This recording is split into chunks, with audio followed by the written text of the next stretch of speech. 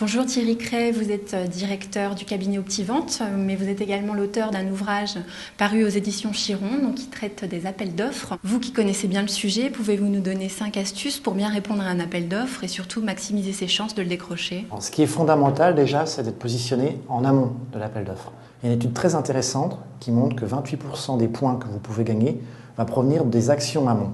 Alors qu'est-ce qu'on peut faire concrètement? Déjà rencontrer son client, son prospect, pour l'aider à bâtir son cahier des charges.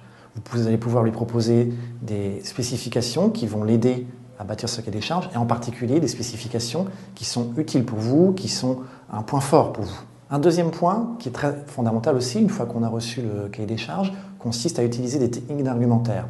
Toutes les entreprises, tout commercial a des arguments. Les argumentaires sont plutôt parfois plus légers.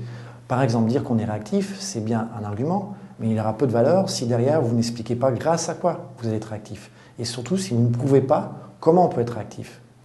Un engagement contractuel est une forme de preuve. Un troisième point très intéressant aussi consiste à fabriquer vraiment des offres personnalisées. Les acheteurs ont souvent l'impression que toutes les offres se ressemblent. Il y a une étude très intéressante encore, que 70% des offres sont considérées comme non différenciantes.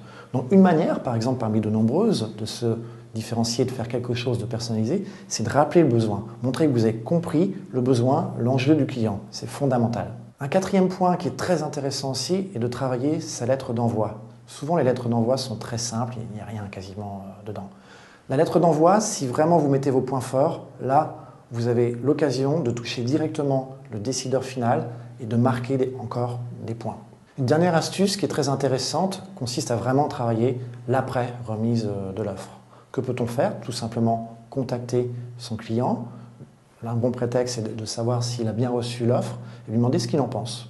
C'est un bon moyen, là encore, pour traiter les objections, lui proposer en fait de le rencontrer, lui faire une présentation orale, répondre à ses questions. Là encore, vous aurez la possibilité de gagner des points.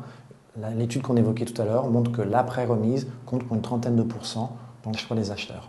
Donc au-delà des 5 astuces qui ont été données, d'ailleurs la liste est loin d'être exhaustive, j'encourage vraiment les responsables commerciaux finalement à s'auto-diagnostiquer, parce que derrière ce diagnostic en général, il y a vraiment beaucoup de leviers à gagner qui vont permettre d'augmenter très significativement les chances de gagner un appel d'offres.